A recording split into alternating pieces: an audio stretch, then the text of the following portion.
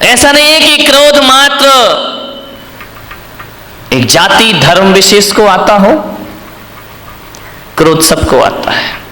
बच्चे को भी क्रोध आता है, बड़ों को भी क्रोध आता है, जवान को भी क्रोध आता है, बुजुर्ग को भी क्रोध आता है, जैन को भी क्रोध आता है, अजैन को भी क्रोध आता है, हिंदू भी क्रोध करता है, मुसलमान भी क्रोध करता है, और तो और राजस्थानी भी क्रोध करता है, पंजाबी भी क्रोध करता है, महाराष्ट्र का भी आदमी क्रोध करता है, और भारत का ही नहीं पूरी दुनिया में क्रोध आया कर। ध्यान रखना, चाहे अमेरिका हो, रूस हो, जापान हो, पाकिस्तान का तो पूछो ही मत, 24 घंटे क्रोध में रहता है। ध्यान रखिए, सबको क्रोध आता है दुनिया में, ऐसा कोई नहीं जिसे क्रोध ना आए। मानने पर हर काल में क्रोध आता है, भूतकाल में भी क्रोध आता था, वर्तमान में भी आता है। और ज्ञान गंगा महोत्सव को यदि अच्छे से आत्मसात कर लिया तो भूत और भविष्य की तो मैं गारंटी नहीं ले सकता हूं, भूत और वर्तमान की गारंटी नहीं ली जा सकती है, लेकिन इन सूत्रों को जी लिया तो ध्यान रखना, भविष्य में क्रोध पर काबू किया जा सकता है, क्रोध को रोका जा सकता है। क्रोध बहुत बड़ी समस्या है। महिलाओं को आता है, नहीं आता है? बोलो, बड़े गर्व से कहो हमको क्रोध आता है, महिलाओं को भी, और आदमियों को तो जय हो पंचम काल की, 24 घंटे क्रोध आता है। ध्यान रखिए, जीवन एक रंग भूमि है, जीवन एक उत्सव है, जीवन एक महोत्सव है। आपसे निवेदन है, रंग भूमि को रणभूमि मत बनाइए, जीवन में रंग भरने का प्रयास करिए। मन शांत नहीं है आदमी का। आज इतना क्रोध है, इतना क्रोध है, घरों में क्रोध हो तो हो, समाज में क्रोध है, परिवार में क्रोध है, मंदिरों में भी कम क्रोध नहीं है। ध्यान रखना, क्रोध सब जगह अपने जाल फैला रहा है। मैं आज जहां तक लोग ये सोचते थे कि छोटा परिवार सुखी परिवार, लेकिन आज मैं देख रहा हूं कि छोटा परिवार दुखी परिवार। पहले बड़ा परिवार था, संयुक्त परिवार था, आज छोटे परिवार हैं, लड़ाइयां ज्यादा होती हैं, पति पत्नी में झगड़े हो जाते हैं, आए दिन तलाक का वातावरण निर्मित हो जाता है। अब झगड़े किससे? आदमी का स्वभाव लड़ना झगड़ना है। जब संयुक्त परिवार थे तो आदमी लड़ता था, झगड़ता था, एक दूसरे से बातचीत हो जाती थी, जहां 4 बर्तन होते थे वहां खटपट तो कौन बोला होती थी और होएगी। मुझे मालूम है मेरे प्रवचन से तुम कोई भी सुधरने वाले नहीं हो, मैं कितना भी बोलूं तुम्हें तो वही करना है जो करना है, लेकिन फिर भी मैं कहता हूं इस हजारों की जन्मेदिनी में यदि 1-2 परिवार में ही परिवर्तन आ गया तो मेरा बोलना और सार्थक सफल हो जाए। 1-2 लोग ही सुधर गए तो बहुत है। क्लासरूम में बैठा हुआ हर बच्चा 100 में से 100 नहीं लाता है। 2-4 बच्चे होते हैं जिन्हें 100 में से 100 अंक प्राप्त हुआ करते हैं, और जिन्हें प्राप्त हो जाते हैं शिक्षक का बोलना और पढ़ाना और सिखाना सार्थक हो जाए। कोई भी किताब आप उठा करके पढ़ लीजिए, कोई भी अखबार आप उठा करके पढ़ लीजिए, पूरी किताब पढ़ने जैसी किसी भी लेखक की नहीं हुआ करती है। लेकिन एक बात ध्यान है, यदि 100 रुपए 200 रुपए की किताब में यदि 2 पेज ही अच्छे पढ़ लिए गए, 2 पृष्ठ ही बहुत अच्छे हुए, तो वह 2 पेज पूरी किताब की कीमत चुका दिया करते हैं। इतना ध्यान रखिए, बस 2 पेज अच्छी बातें पूरे प्रवचन में घंटे भर में 1-2 बातें अच्छी हुआ करती हैं, बाकी तो बातों की बारात हुआ करती है। ध्यान, 1-2 बात ही जीवन को बदल दे तो मेरा बोलना और तुम्हारा सुनना सफल हो जाता है। हर जगह क्रोध है, आज क्रोध ज्यादा है, परिवार छोटे हैं, क्रोध बढ़ रहे हैं। पहले क्रोध होता था 10, 15, 20 लोग, 50 लोग एक घर में रहा करते थे, और जब एक घर में रहते थे तो एक को क्रोध आता था, दूसरा संभाल लिया करता था, एक पे गुस्सा निकलता था, दूसरा उसे शांत कर दिया करता था। यदि बुजुर्गों ने किसी को डांट दिया तो मम्मी उसे पुचकार लिया करती थी, मम्मी ने डांट दिया तो चाची पुचकार लिया करती थी, चाची ने डांट दिया बुआ उसे सीने से लगा लिया करती थी। मत रो, चलता है, कोई बात नहीं है। क्रोध बट जाता था। अब तो हम दो और हमारे नहीं, वो दो भी नाम के ही हैं, एक पूना में पढ़ रहा तो एक बंबई में पढ़ रहा है। हम दो और हमारा कोई नहीं है। ध्यान रहे, पति पत्नी रहते हैं। अब गुस्सा कहां निकले मेरे भाई? कौन गुस्सा निकल आया तो संभालेगा कौन?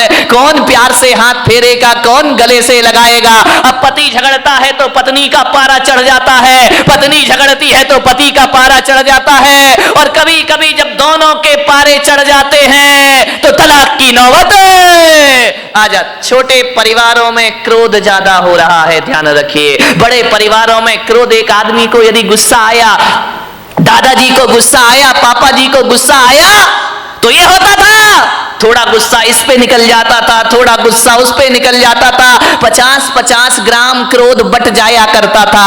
अब जो क्रोध आता है वो तो पूरे थोक के भाव में क्रोध आता है, पूरा क्रोध एक पर ही बरस जाता है। ध्यान रहे, बड़ी दिक्कतें हो गई हैं। एक आदमी बड़ा दुखी हो गया, शादी कर ली, पति पत्नी है, भगवान के पास पहुंचा, जाकर भगवान को प्रणाम किया, भोलेनाथ से बोला कि महादेव कोई मन्नत दे दो। महादेव ने कहा मांग, क्या मन्नत मांगता है? बोले बाबा इतना परेशान हो गया हूं, इतना परेशान हो गया हूं, अब एक ही मन्नत मांगता हूं, मुझे शादीशुदा से कुंवारा कर दो वापिस। भोलेनाथ ने देखा, शादीशुदा से फिर से कुंवारा कर दूं वापिस। भोलेनाथ ने कहा निकल यहां से बाहर। अरे बोले बाबा ये कैसी बात है कि आप मुझे बाहर निकाल रहे हो, मेरी मन्नत पूरी करो। भोलेनाथ ने कहा कि मैं मन्नत तो पूरी कर लूंगा, लेकिन पागल है तू, मन्नत नहीं तू जन्नत मांग रहा है। जन्नत में तुझे शादीशुदा को कुंवारा कर दो, ये मन्नत नहीं, ये जन्नत की डिमांड हुआ। ध्यान रखना, तुम्हारा घर जन्नत बन सकता है, इसमें कोई भी डाउट नहीं है। थोड़ी सी समझदारी अपने अंदर रखिए, समझदारी आ गई तो घर को जन्नत बनने में ज्यादा देर नहीं लगा करती है। ध्यान रखें। मान्यवर, आपसे निवेदन है, बड़ा परिवार था, सुखी था, आज छोटा परिवार है, दुखी है, एक ही बेटा है। अब बोलो भाई साहब प्रवचन में क्यों नहीं आते? क्या करे महाराज, दुकान जाना पड़ता है, दुकान खोलना पड़ता है, बेटे को बेटा पूना में पड़ता है। अब बताओ, अब आपका एक ही लड़का, मुझे तो अपना भविष्य खतरे में दिखाई देता, तुम्हारा दिखाई दे या नहीं दे। आपका एक ही बेटा है, मैं बच्चे को ये नहीं कह सकता तू सन्यास ले ले, बच्चे को मैं ये नहीं कहता तू दीक्षा ले ले। अब किसे सन्यास देंगे? तुम्हारा सहारा तो एक ही है। पहले 4 बच्चे होते थे, 5 बच्चे होते थे, एक बच्चा दुकान संभाल लेता था, पिताजी समाज संभाल लिया करते थे, कोई मंदिर संभाल लिया करता था। अब तो हमारे यहां संभालने वाला कोई नहीं। अब तो घर नौकरों के हवाले हमारे हो गए हैं, और दुकान जो हो गई है वह पार्टनरशिप में चला करती है। घर के बच्चे ही नहीं है, बहुत बड़ी बड़ी फैक्ट्री बन जाती है, और बच्चा अमेरिका में जाके पढ़ता है, वापिस लौट के नहीं आता। बाप बेचारा यहां रोता है, इस करोड़ों की फैक्ट्री का उत्तराधिकारी कौन हो? समस्याएं बहुत ज्यादा हो गई हैं एकल परिवार से। संयुक्त परिवार सुखी परिवार। ध्यान रखिए मान्यवर, क्रोध ज्यादा बट गया, कलह ज्यादा हो गई। अब लड़ने की तो आदमी की आदत है। अब घर में यदि कोई मेंबर ही नहीं है, एक ही बचा तो झगड़ा तो फिर उसी से होगा। ध्यान रखिए मान्यवर, कलह बढ़ गई हमारे घरों में। ऐसे बात करते हैं किसी से जैसे उस पर कोई एहसान कर रहे हो, जवाब नहीं दिए जाते हैं। हालात ये हो गए हैं कि पति बेचारा थका हारा घर पहुंचता है, आवाज लगाता है कि सुनती है एक गिलास पानी लाके दे दे, प्यास लगी है बहुत। अब पत्नी क्या बोलती है, देख नहीं रहे, मैं सीरियल देख रही हूं, टीवी देख रही हूं, ऐसा करो जाके चुपचाप पानी पी लो, और हो सके तो एक गिलास मेरे लिए भी ले आए। हालात बहुत खराब है घरों के, स्थितियां भी। तुम तो पी लो, और हो सके तो एक गिलास मेरे लिए भी पानी लेकर आ जाए। यही चल रहा है ना घर में? शर्माओ मत, देखो सही बताओ जो कुछ चल रहा है। मैं कोई प्रवचन कोई आकाश से उतर के तो आते नहीं है। एक महिला ने पूछा, महाराज एक बात बताओ, तुम्हारी शादी हुई? मैंने कहा मेरी तो शादी नहीं हुई है। बोले आपका परिवार था? मैंने कहा मेरा तो कुछ भी नहीं है। बोले कब दीक्षा ले ली? मैंने कहा बहुत छोटी सी उम्र में दीक्षा ले ली। तो बोले आप एक बात बताओ, तुमने शादी करी नहीं, तुम्हारे बच्चे हैं नहीं, तुम्हारी बीवी है नहीं है, फिर एक बात बताओ महाराज, ये तुम्हें घर की बातें कहां से पता चलती हैं? ये घर गृहस्थी की बातें कहां से जान लेते हो? अरे मैंने कहा मैं कहां जानता हूं। तो बोले आप इतनी बातें बोलते हो, इतना उदाहरण घर गृहस्थी के देते हो, ये बताओ महाराज तुमने ये सीखा कहां से?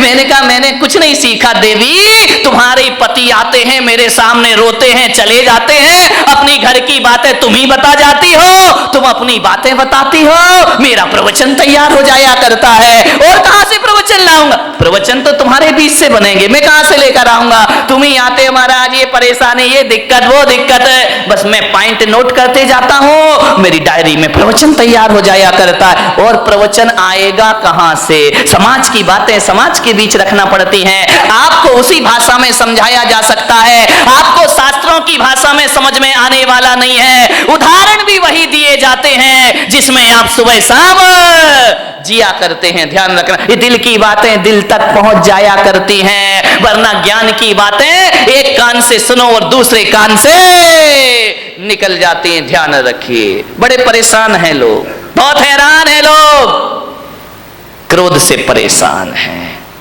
अब क्रोध तो भाई आ ही जाता है, करोगे क्या करोगे? लाख कोशिश करो, क्रोध तो आ ही जा। जहां चार बर्तन होते हैं वहां खटपट तो बोलो होगी। आगे भी तो मेरा गला क्यों फड़वा रहे मेरे भाई? ध्यान रखिए, अरे चार बर्तन है वहां खटपट तो, अरे लड़ाई कहां नहीं होती है? ये मत सोचो कि केवल तुम्हारे घर में लड़ाई होती है, लड़ाई तो महापुरुषों के घर में भी हुआ करती है, बड़े बड़े ज्ञानियों के घर में झगड़ा हुआ करते हैं। अब आप भी बताइए, जिन्हें दुनिया महापुरुष बोलती है, आदर्श पुरुष माना करती है, लड़ाइयां तो उनके घरों में भी हुआ करती हैं। अब ये महाभारत बताओ, कोई गरीब घरों की लड़ाई तो थी नहीं, ये महापुरुषों के घरों की लड़ाई थी। महाभारत दो भाई भाई लड़ रहे हैं, वो भी तो एक झगड़ा ही था ना। कौरव और पांडव ये महापुरुष गिने जाते हैं, इनके घरों में भी झगड़ा हुआ करता था। रामायण में सिंहासन को लेकर के झगड़ा हो गया, राम के घर में भी झगड़े होते हैं, दुर्योधन के घर में झगड़े हुआ करते हैं, युधिष्ठिर के घर में झगड़े हुआ करते हैं। झगड़ा कहां नहीं होता मेरे भाई? भरत बाहुबली का ये झगड़ा नहीं तो क्या था? ये भी तो एक झगड़ा था। ये मोक्षगामी लोग, ये सम्यक दृष्टि लोग, यहां इनके घरों में भी झगड़े होते थे।